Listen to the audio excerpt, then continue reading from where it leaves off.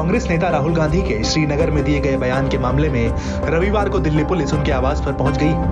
बताया जा रहा है कि दिल्ली पुलिस के स्पेशल सीपी और डीसीपी इस वक्त राहुल गांधी के घर के अंदर मौजूद हैं। राहुल गांधी के आवास के बाहर बैरिकेड्स लगाए गए हैं। दरअसल श्रीनगर में भारत जोड़ो यात्रा के आखिरी दिन राहुल गांधी ने बयान दिया था कि आज भी महिलाओं के साथ यौन शोषण हो रहा है।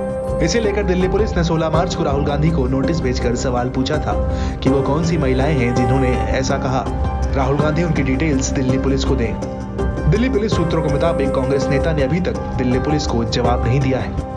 पहले सुनिए राहुल गांधी ने क्या कहा था। जब मैं चल रहा था, आपने देखा होगा कि बहुत सारी महिलाएं रो रही थी। आपने देखा? आपको मालूम है क्यों रो रही थी? नहीं, उसमें से बहुत सारी महिलाएं इमोशनल थी, मुझसे मिलकर रो रही थी, मगर उसमें बहुत सारी ऐसी भी महिलाएं थी जिन्होंने मुझे बोला कि उनके साथ बलात्कार हुआ है, उनको किसी ने मोलेस्ट किया है, उनके किसी रिश्तेदार ने उनको मोलेस्ट किया है। और जब मैं उनसे बोलता था, बहन मैं पुलिस को बताऊं, तो मुझे कहती थी, राहुल जी पुलिस को मत बताइए, हम चाहते हैं कि आपको ये बात मालूम हो, मगर पुलिस को मत बताइए, हमारा और भी नुकसान हो जाएगा।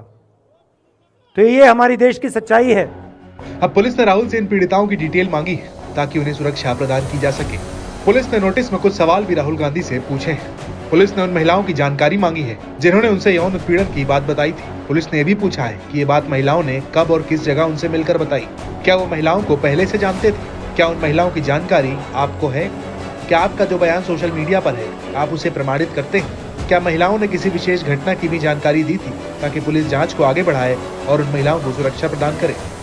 देखिए, आपको जानकारी है अभी कि 30 जनवरी को श्रीनगर में माननीय सांसद राहुल गांधी ने जो बयान दिया था, उसमें ये बात कही थी कि उनको यात्रा के दौरान बहुत सारी महिलाएं मिली थी जो रो रही थी और उन्होंने बताया कि उनके साथ बलात्कार हुआ है, उनको मोलेस्ट किया गया है और उनके रिश्तेदार भी मोलेस्ट कर रहे हैं।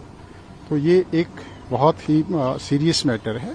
उसके बारे में जानकारी जुटाने के लिए दिल्ली पुलिस ने 15 तारीख को कोशिश की थी, उसमें हमें सफलता नहीं मिली थी। फिर 16 तारीख को भी नोटिस दिया गया था।